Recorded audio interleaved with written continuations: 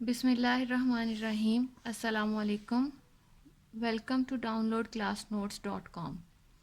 Video शुरू करने से पहले आपसे यही रिक्वेस्ट है कि हमारे पेज को यूट्यूब और फेसबुक पर लाइक कर लें ताकि नई वीडियोस और लेक्चर्स आप तक पहुंचते रहें। अब हम बाकायदा वीडियो का आगाज़ करते हैं। आज हमने एक्सरसाइज जो करनी है वो है 1.2। एक्सरसाइज 1.2।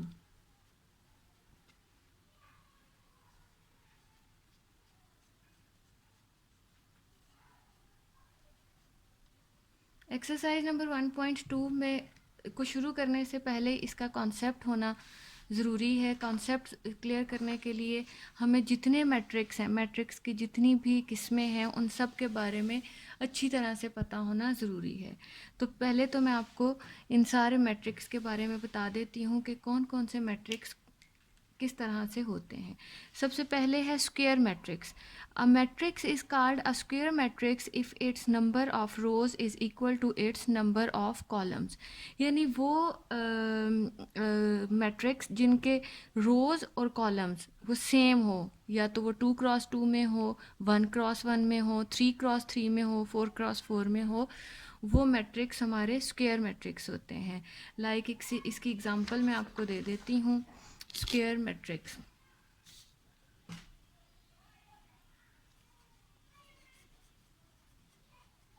स्क्वायर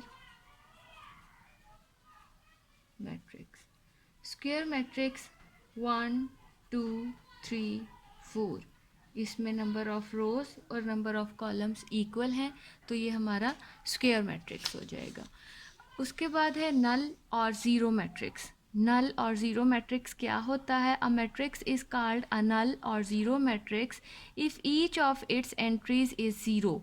मतलब उसके जितना भी वो मैट्रिक्स हमारा जिसकी की तमाम एंट्रीज जो हैं वो ज़ीरो होंगी, वो हमारा नल या फिर ज़ीरो मैट्रिक्स होगा।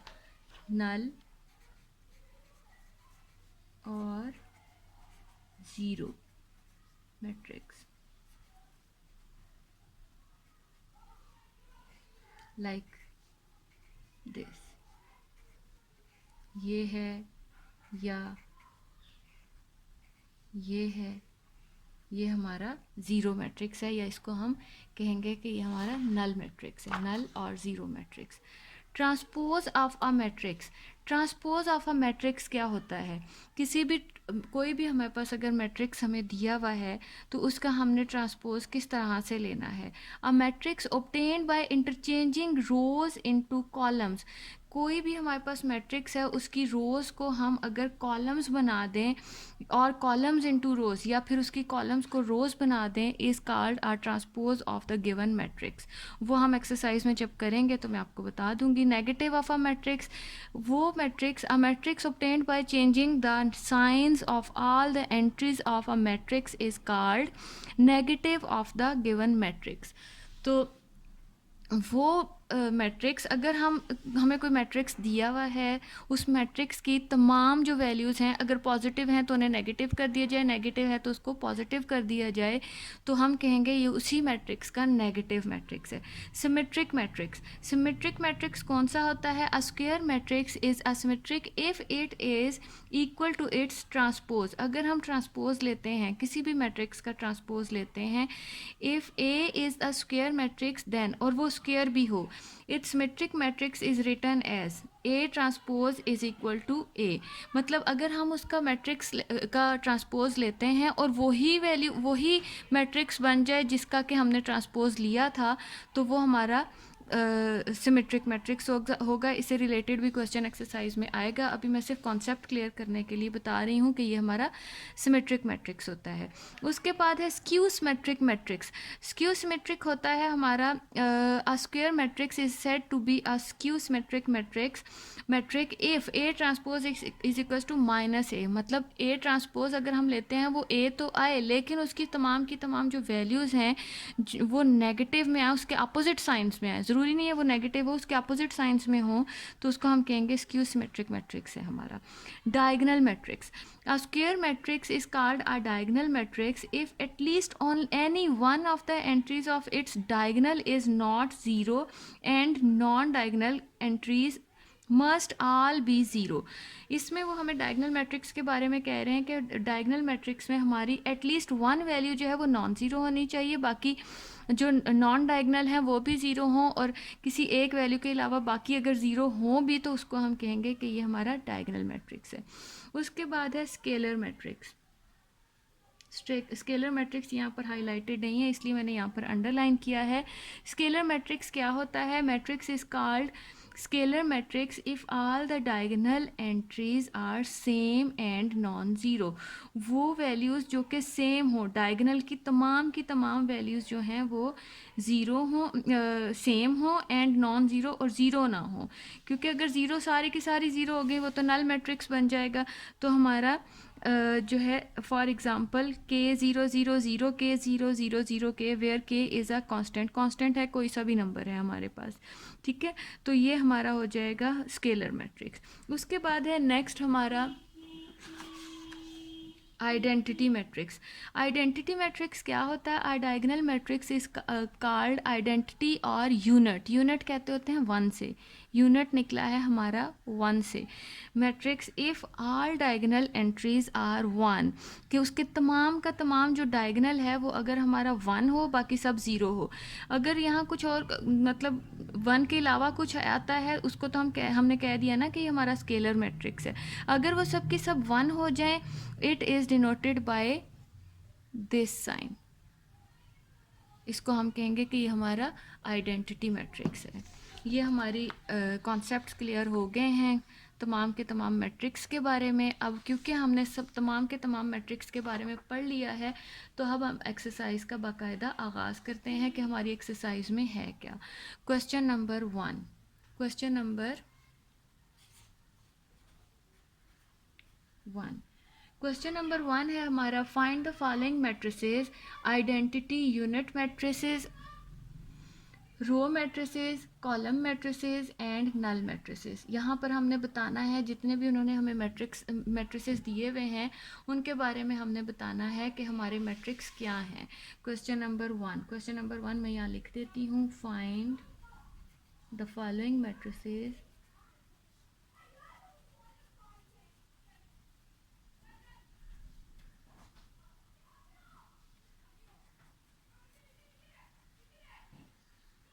matrices, identify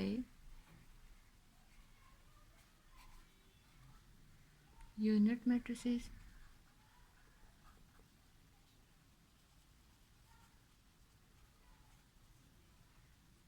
row matrices,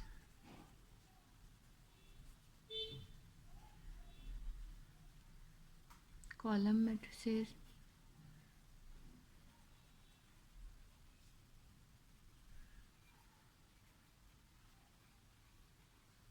and null matrices।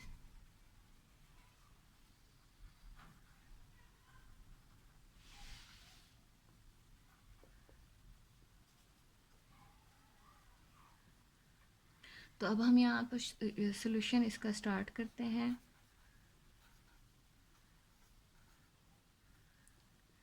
सबसे पहले हमें उन्होंने दिया हुआ है a इज़ इक्वल टू 0 0 0 0। अभी कुछ देर पहले ही हमने पढ़ा था कि वो मैट्रिक्स जिसकी तमाम की तमाम एंट्रीज जो हैं वो ज़ीरो हों तो उस मैट्रिक्स को हम क्या कहते हैं? नल मैट्रिक्स और ज़ीरो मैट्रिक्स। नल मैट्रिक्स और ज़ीरो मैट्रिक्स। तो हम यहाँ पर लिख देंगे A इज़ अ नल और ज़ीरो मैट्रिक्स। नेक्स्ट हमारे पास है B इज इक्वल टू 2 3 4। ये हमें एक ही रो दी हुई है, इसमें हमें उन्होंने एक ही रो दी है, तो वो मैट्रिक्स जिसमें हमें सिर्फ एक ही रो नज़र आ रही हो तो उसको हम कहेंगे this is a row matrix. B is a row matrix. Next है हमारा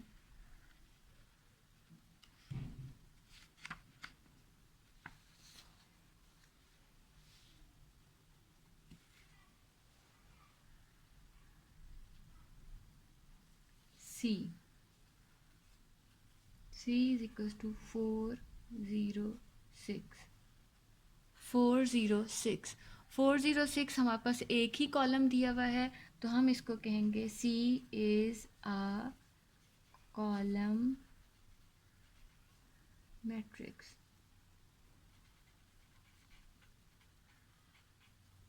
डी उन्होंने हमें दिया हुआ है 1001। अब यहाँ पर 1001, तो इसको मैंने आपको बताया था कि अगर उसके डायगनल्स 1 हो, बाकी तमाम एंट्री 0 हैं, एक तो वो डायगनल मैट्रिक्स भी है, और अगर उसके डायगनल्स जो हैं वो 1 हैं तो हम कहेंगे कि this is a unit matrix और identity matrix. D is a identity, n हो जाएगा ये, आइडेंटिटी मैट्रिक्स और यूनिट मैट्रिक्स।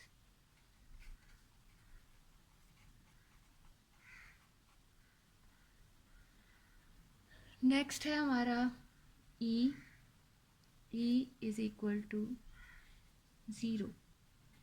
इसमें हमें एक ही वैल्यू दी हुई है और वो भी है 0, तो E is a zero matrix. E is a zero matrix.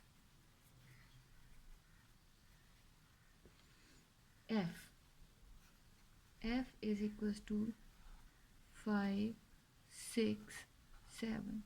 ये हमें एक ही कॉलम दिया हुआ है, तो हम इसे कहेंगे F is a column matrix. F is a column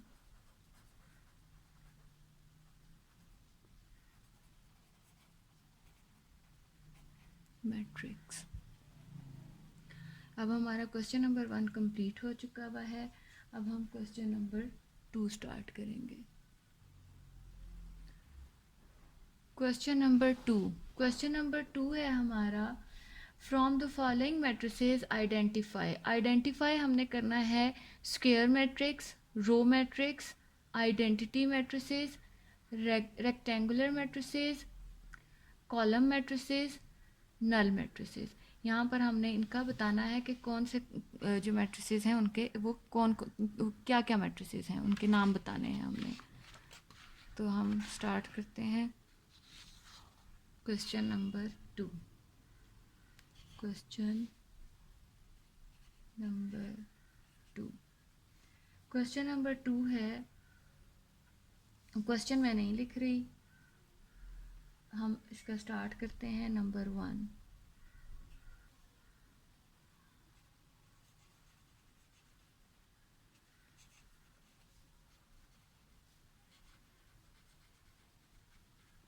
identify the following matrices. Number 1 हमें उन्होंने दिया हुआ है 8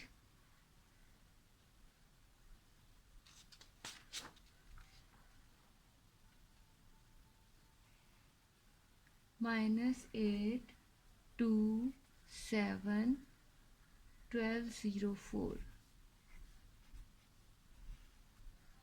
अब इस मैट्रिक्स का हमने बताना है कि ये मैट्रिक्स क्या है, तो या फिर हम ऐसा कर लेते हैं कि तमाम मैट्रिक्स नंबर 1 -8 2 7 12 0 4, इस मैट्रिक्स का हमने बताना है कि ये कौन सा मैट्रिक्स है। तो ये मैट्रिक्स हमारा वो मैट्रिक्स, मैंने आपको पहले भी बताया था डेफिनेशंस में, कि जिसके नंबर ऑफ रोज और नंबर ऑफ कॉलम्स जो हैं वो इक्वल हों, उसको तो हम कह देते हैं स्क्वायर मैट्रिक्स। जिसके ना इक्वल हों उनको कहते हैं रेक्टेंगुलर मैट्रिक्स। तो इसके नंबर ऑफ रोज जो हैं वो 2 हैं, जबकि नंबर ऑफ कॉलम्स जो हैं वो 3 हैं। तो हम इसके नीचे लिख देंगे या इसके आगे लिख देते हैं कि ये मैट्रिक्स हमारा है rectangular matrix, rectangular matrix, rectangular matrix. Number two है हमारा 3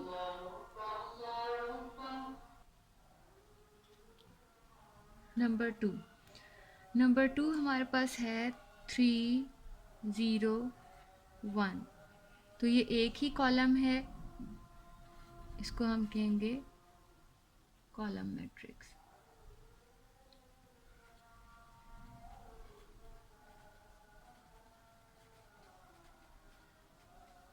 नंबर 3, थर्ड वन इज 6 -4, 3 -2, 3 -2। तो ये हमारा है स्क्वायर मैट्रिक्स, क्योंकि number of rose number of columns equal हैं, तो ये है हमारा स्क्वायर मैट्रिक्स। नंबर 4 है हमारा 1 0 0 1। ये हमें साफ पता लग रहा है, ये है हमारा identity matrix, identity matrix. Number 5 हमारा है 1 3 5 2 4 6, 2 4 6। ये हमारा है, इसमें नंबर ऑफ रोज और नंबर ऑफ कॉलम्स जो हैं वो इक्वल नहीं हैं, तो ये हमारा हो जाएगा रेक्टेंगुलर मैट्रिक्स, रेक्टेंगुलर मैट्रिक्स।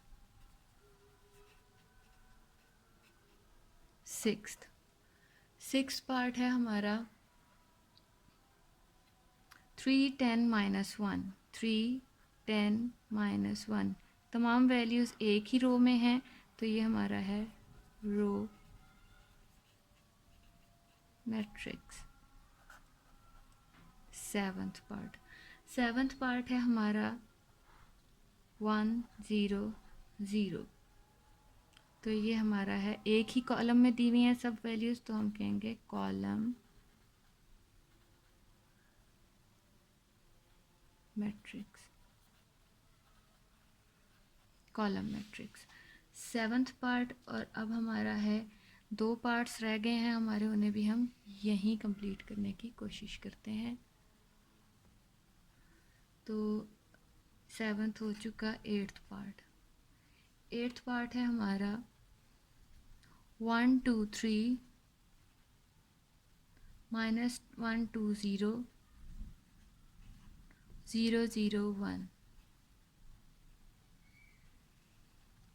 तो इसमें हमारा नंबर ऑफ रोज़ और नंबर ऑफ कॉलम्स जो हैं वो आपस में इक्वल हैं, तो हम इसको कहेंगे कि ये हमारा स्क्वायर मैट्रिक्स है।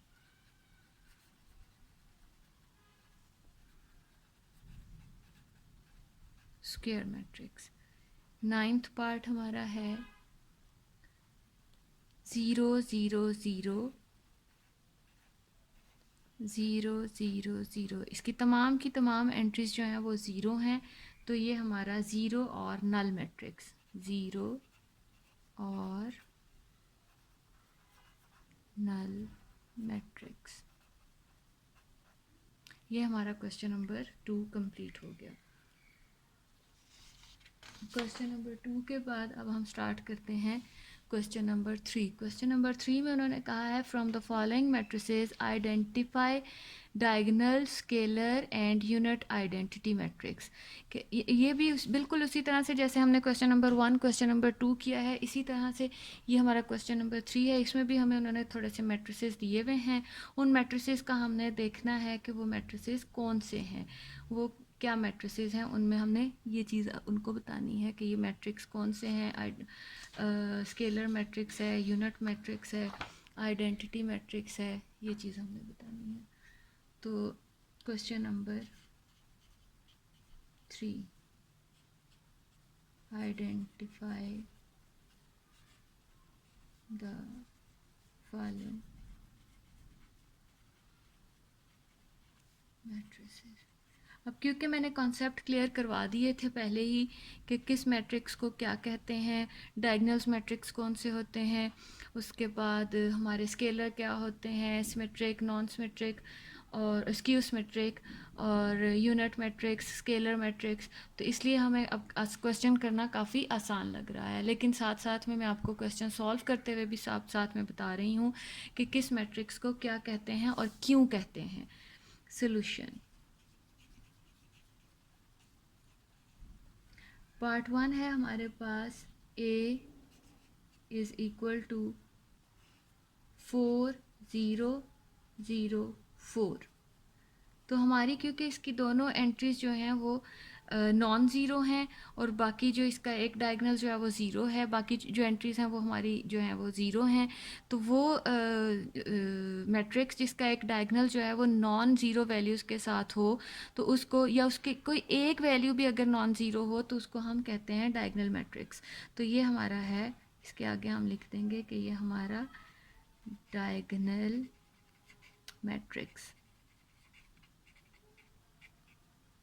B part, b is equals to 2 0 0 -1। इसमें भी हमारा एक डायगोनल जो है वो नॉन ज़ीरो वैल्यूज़ के साथ है और बाकी एंट्रीज ज़ीरो हैं, तो ये भी हमारा डायगोनल मैट्रिक्स है। क्योंकि उन्होंने हमें 3 ही मैट्रिक्स पूछे हैं ना, या तो बताना है कि इनमें से डायगोनल कौन सा है, या स्केलर कौन सा है, या फिर यूनिट मैट्रिक्स कौन सा है। तो ये हमारा डायगोनल मैट्रिक्स है।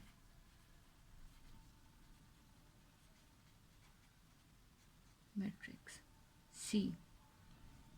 C is equal to 1 0 0 1 1 0 0 1। इसका एक डायगोनल हमारा है वो नॉन ज़ीरो है और उसके अलावा वो 1 1 वैल्यूज़ हैं। तो वो मैट्रिक्स जिसका डायगोनल 1 1 वैल्यूज़ के साथ होता है उसको हम कहते हैं यूनिट मैट्रिक्स।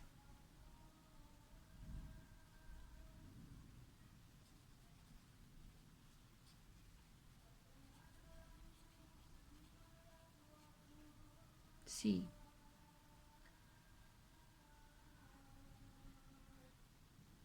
अच्छा, यहाँ पर एक चीज़ मैं आपको और बताती चलूँ, वो ये कि हमारे पास ये जो A मैट्रिक्स था 4 0 0 4, ये डायगोनल मैट्रिक्स तो है ही, लेकिन ये इसके साथ साथ स्केलर मैट्रिक्स भी है। डायगोनल मैट्रिक्स के अलावा ये हमारा स्केलर मैट्रिक्स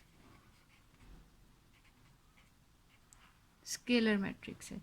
उसके बाद हमारा ये जो C मैट्रिक्स है ये यूनिट मैट्रिक्स भी है, उसके अलावा इसको हम स्केलर मैट्रिक्स भी कहेंगे क्योंकि ये यहाँ SCALAR स्केलर मैट्रिक्स, ये हमारा स्केलर मैट्रिक्स हो गया।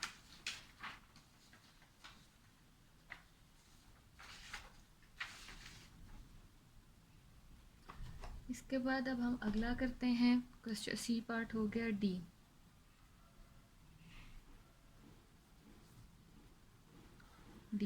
डी हमारे पास है 3 0 0 3। तो 3 0 0 3 ये हमारा स्केलर मैट्रिक्स है।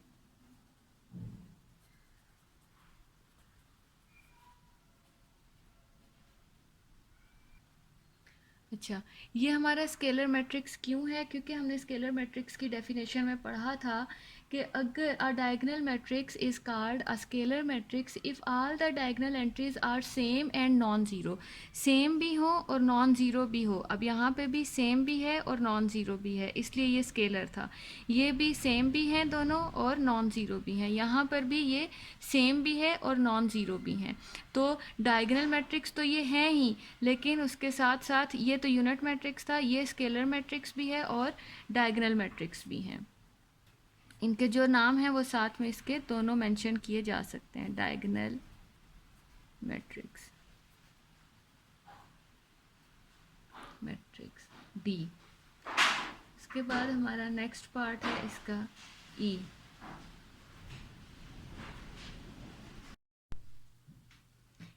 ई पार्ट, अब हम इसका ई पार्ट करते हैं। ई पार्ट हमारे पास है 5 minus 3, 5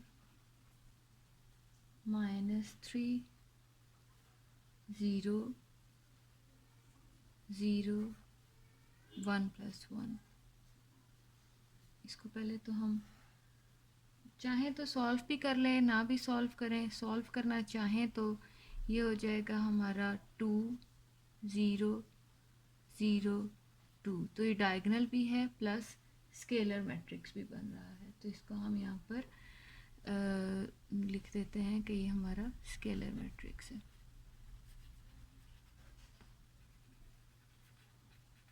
scalar matrix and diagonal.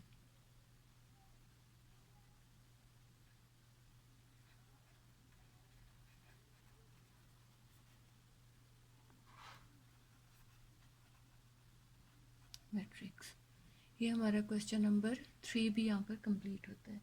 Question number 3 के बाद अब हमने क्वेश्चन नंबर 4 स्टार्ट करना है। क्वेश्चन नंबर 4 स्टार्ट करने से पहले थोड़ा सा मैं आपको बता देती हूँ। क्वेश्चन नंबर 4 है हमारे पास, वो कह रहे हैं find negative of matrices A B C D and F when. हमें उन्होंने वैल्यूज़ दी हुई हैं ए बी सी वगैरह की, A B C D E F की। तो यहाँ पर हमने इनके नेगेटिव मैट्रिक्स निकालने हैं। तो हमारे पास पहला मैट्रिक्स है यहाँ पे क्वेश्चन नंबर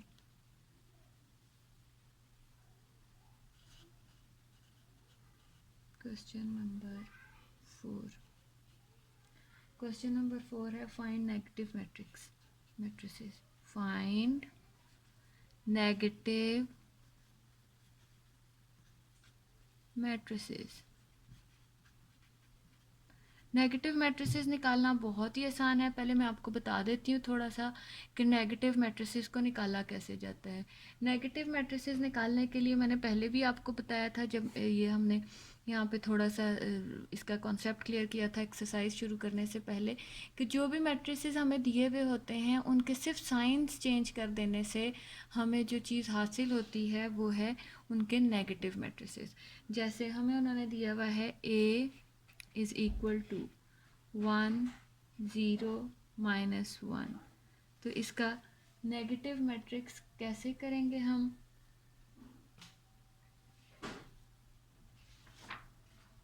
माइनस ए, एक तो ये हो जाएगा minus A is equal to minus 1 0। Zero का तो कोई साइन नहीं होता इसलिए ज़ीरो ऐसे ही लिख देंगे, और जो माइनस 1 है वो हो जाएगा प्लस 1। प्लस लगाने की साथ में ज़रूरत नहीं है। ये हमारा इसका आंसर हो गया। तो उसके बाद है बी। बी पार्ट हमें क्या दिया हुआ है इन्होंने? 5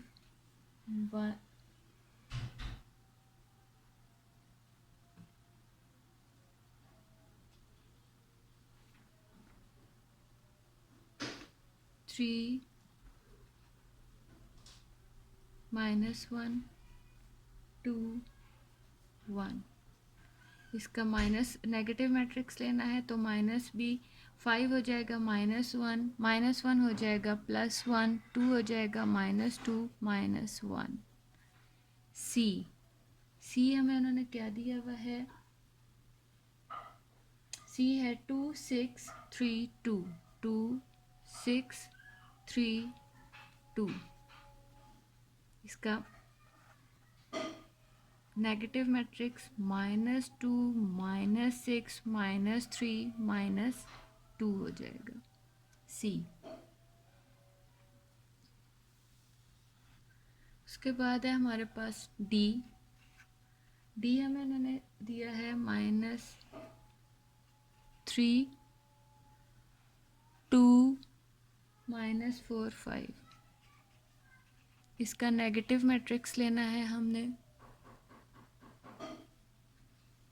-3 +3 हो जाएगा +4, 2 हमारा -2 हो जाएगा और -5। नेक्स्ट हमारे पास है ई। ई गिवन है हमें 1 -5 2 3, 1 -5 2 3। इसका माइनस ई होगा हमारा, मतलब इसका जो हमने नेगेटिव लेना है -1 -2 +5 -3।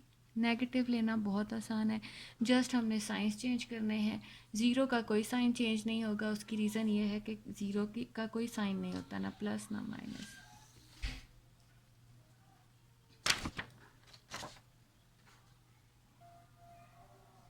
अब हमने शुरू करना है क्वेश्चन नंबर 5। क्वेश्चन नंबर 5 हमने शुरू करना है, उसमें हमें दिया गया है find the transpose of each of the following matrices. जो मैट्रिसेस हमें दिए हुए हैं उन्होंने उन मैट्रिसेस का हमने ट्रांसपोज लेना है।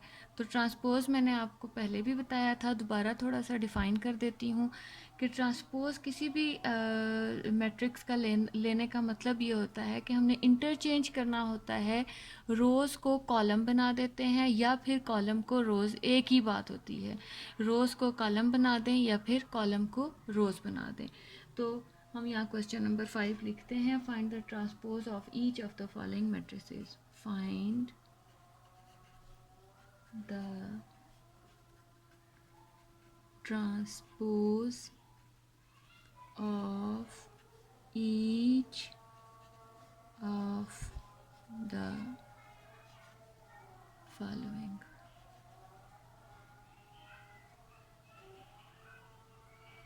फर्स्ट है हमारे पास ए का हमने ट्रांसपोज लेना है। ए हमें गिवन क्या है, 0 1 -2, 0 1 -2। ट्रांसपोज लेने के लिए ए लिखकर उसके ऊपर छोटा सा एक टी लिख दिया जाता है, जिसको हम कहेंगे ए ट्रांसपोज। तो ए ट्रांसपोज लेने के लिए मैंने आपको बताया था, या तो हम उसकी रोज़ को कॉलम बना दें या फिर क्योंकि ये हमें कॉलम दिया हुआ है कॉलम को रोज़ बना दें। ठीक, तो ये हो जाएगा हमारे पास, ये हमारे पास कॉलम है तो ये रो बन जाएगी 0 1 -2। ये हमारा ट्रांसपोज हो गया 0 1 -2। इसी तरह से हमारे पास बी गिवन है। बी हमें दिया है 5 1 -6। बी की वैल्यू 5 1 -6। बी का जब हम लेंगे ट्रांसपोज तो ये हमारा रो है तो इसको हम कॉलम बना देंगे 5 1 -6। ये हमारा ट्रांसपोज आ गया। उसके बाद नेक्स्ट हमें गिवन है सी। सी हमें क्या गिवन है, 1 2 3 1 2 3 2 -1 0 2 -1 0। तो अब हम अगर इसकी रोज़ को कॉलम बनाएंगे तो हम क्या लिखेंगे, सी ट्रांसपोज 1 2 रो है कॉलम बन के 1 2 2 -1 रो है, जब कॉलम में लिखेंगे 2 -1 हो जाएगा। 3 0 रो है, जब इसको कॉलम बनाएंगे 3 ऊपर आ जाएगा 0 नीचे। तो ये हमारे पास सी का ट्रांसपोज आ जाएगा। अब उसके बाद हमने इसका नेक्स्ट पार्ट करते हैं। नेक्स्ट पार्ट करने के लिए ये सी पार्ट हमने किया है, सी के बाद है हमारे पास डी।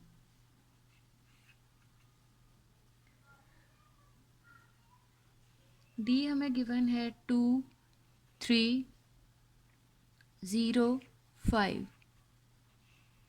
तो डी का जब हमने ट्रांसपोज लेना है तो डी के ऊपर छोटा सा टी लिखेंगे ट्रांसपोज के लिए। रोज हैं तो कॉलम बन जाएंगे 2 3 0 5 0 5। ये हमारे पास डी का ट्रांसपोज आ चुका है। अब हमारे पास है ई। ई हमारे पास है 2 3 -4 5।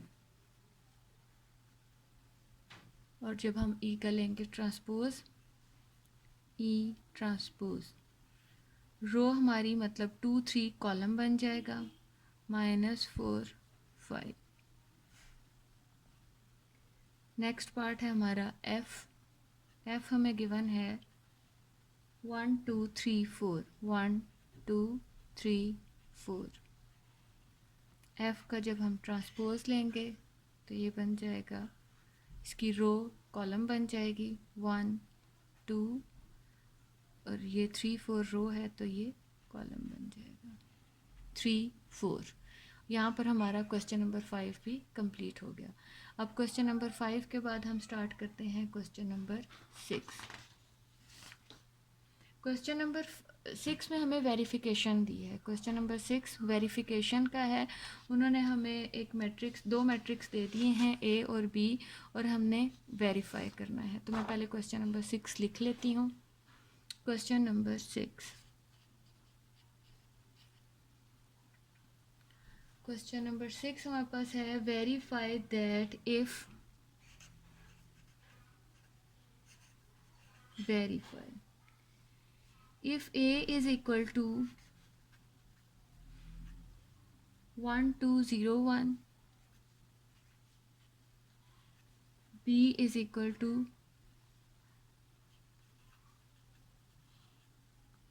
1 1 2 0 1 2 0 1 1 1 2 0। ए और बी दो मैट्रिक्स हमें दे दिए हैं, और वेरीफाई हमने दो चीज़ें करनी है। नंबर 1 ये है कि A transpose the whole transpose is equal to A. The second one is B transpose and the whole transpose is equal to B। कि अगर हम ए का ट्रांसपोज लेते हैं, जो भी हमारे पास आंसर आता है, और फिर हम उसका ट्रांसपोज लेते हैं, तो वो वैल्यू ए मैट्रिक्स के ही इक्वल आनी चाहिए। तो जाहिर सी बात है, एक चीज़ को हम अगर रो को मैट्रिक्स बनाते हैं, रो को कॉलम बनाते हैं, फिर कॉलम को दोबारा से रो बना देंगे, तो डेफिनेटली वो वही वैल्यू हमारे पास मैट्रिक्स आ जाएगा। लेकिन इसको हमने रिटर्न फॉर्म में करके बताना है। तो हमारे पास, हम इसका सोल्यूशन स्टार्ट करते हैं।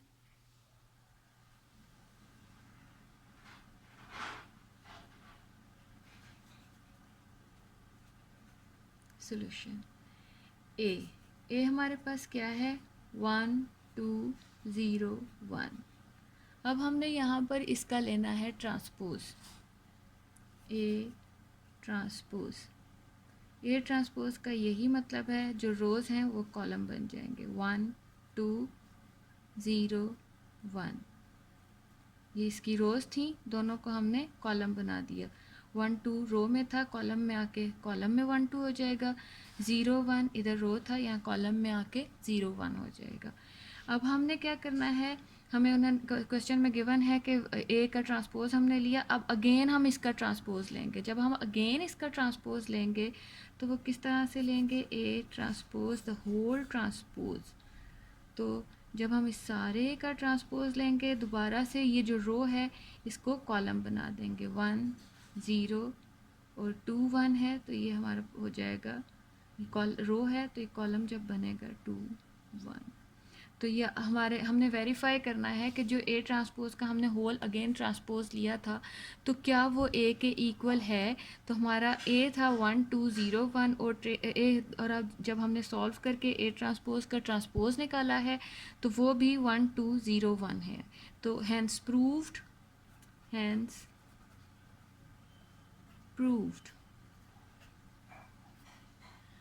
प्रूव्ड कि हमारा ए ट्रांसपोज का जो हमने ट्रांसपोज लिया है वो ए के ही इक्वल आया है। ये हमारा क्वेश्चन हो गया। अब हम इसका बी पार्ट करते हैं। इसके बी पार्ट में भी सेम यही मेथड है। हमने सॉल्यूशन स्टार्ट करते हैं उसका। सॉल्यूशन बी हमें क्या गिवन है, 1 1 2 0। हमने यहाँ लेना है बी ट्रांसपोज। ट्रांसपोज हमने लेना है, तो ये हमारे पास 1 1 रो है तो ये बन जाएगा कॉलम, 2 0 रो है तो ये हो जाएगा कॉलम। इसके बाद अब अगेन हम इसका ट्रांसपोज लेंगे, क्योंकि हमें क्वेश्चन में गिवन है यहाँ पर कि बी ट्रांसपोज का हमने अगेन ट्रांसपोज लेना है। बी ट्रांसपोज होल ट्रांसपोज, तो 1 2 रो था कॉलम बन गया, 1 0 रो है और अगेन ये कॉलम बन जाएगा। तो बी ट्रांसपोज का हमने ट्रांसपोज लिया। तो अब हमने जब बी ट्रांसपोज का ट्रांसपोज लिया तो हम देखते हैं बी इज इक्वल्स टू 1 1 2 0, और जब बी ट्रांसपोज का हमने ट्रांसपोज लिया वो भी 1 1 2 0 है। तो यही चीज़ हमने प्रूव करनी थी। तो हम यहाँ पर लिख सकते हैं hence proved B transpose the whole transpose is equal to B. यहाँ पर हमारी एक्सरसाइज नंबर 1.2 फिनिश हो जाती है।